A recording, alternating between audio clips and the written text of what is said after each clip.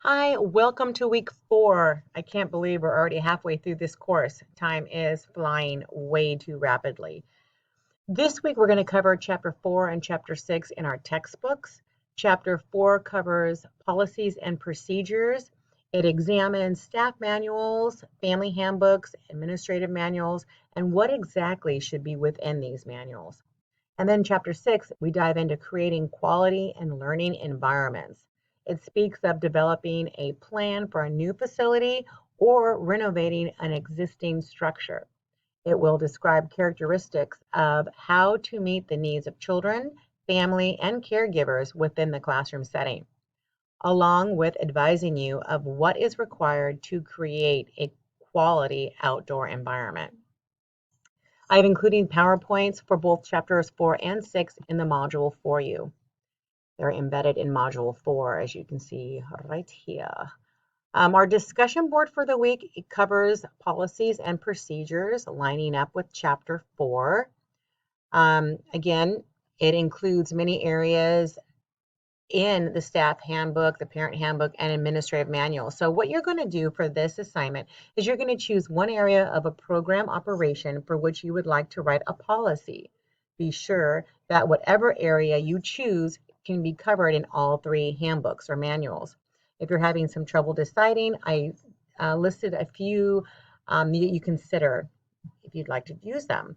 Illness, food items, celebration, diversity or cultural respect, children with special needs or suspected needs, and then tuition or other fees. So what you're going to do for this is you're going to write a policy statement to guide the program in the topic you have chosen. Be sure to read the sections about how to write a policy. Write the policy in a format that can be included in all 3 manuals, your staff manual, your parent handbook, as well as your administrative manual. Note, write only one policy statement and then write corresponding procedures for each manual. They all flow from one policy statement. And then next you're going to write 3 to 5 procedures for each of the manuals that you would appear in the actually type in the manual. Write one for the staff manual, one for the parent manual, and one for the administrative manual. For instance, if the topic you chose was tuition payment / collection, you would write a parent handbook procedures on how this is expected and what happens if it's late. Then B, you'll write the staff handbook one about the responsibilities might be on how to collect the tuition or what kind of notification needs to be given. And then C, which is the last one, you're going to write administrative manual section with what the director's responsibilities / procedures would be to inform the parents, collect the tuition, and deal with overdue tuition. And then lastly, you're going to write a reflection that's 1 paragraph on your experience of writing these policies and procedures. What was the hardest? What did you find the easiest to do? What did you learn by doing this? And what did you learn about each type of manual and how they support and complement each other?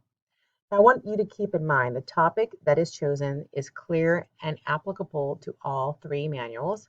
The policy statement is well written, identifying decisions and guiding principles that will help the program achieve its goals, but stays away from specific action steps. And then each type of manual has 3 to 5 procedures in which will help the reader of these manuals, the employee, the family, or the director, know how to implement the policy. The procedure fully addresses the policy, and then your reflection will address all of the prompt questions specifically and is of adequate length. Your original thread is due Wednesday on March 4th, and your 2 peer posts are due by Saturday, March 3rd. That is your discussion for the week. And now I'd like to talk about the assignments. As you know, going back a week, the draft of section A is due the 3rd. So you want to make sure to submit that through Canvas by the 4th. March 4th is when that's due. And then we're going to go forward with the next part of your development plan, which is family and community partnerships.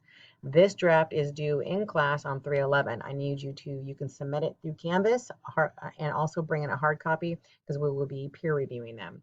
So again, this is part of your program plan and it is family and community partnership section of it. So you're going to write a parent involvement policy and plan, which is the parent's responsibility and the program responsibility, along with the parent involvement opportunities that you are offering for the parents. And then you're going to do a community outreach policy, which is involvement of the center in the local community and at the community at large. Again, you're going to bring a copy of this, a hard copy with you to class on the 11th, and you're going to submit a copy through Canvas before midnight on the 11th as well. So going back to our module, there we go. That is it for this week. If you have any questions, please feel free to email me and I will get back to you as soon as I can. And I'm looking forward to seeing you all at our next in-class session, which again is Wednesday, March 11th. I'll see you all then. Have a great week.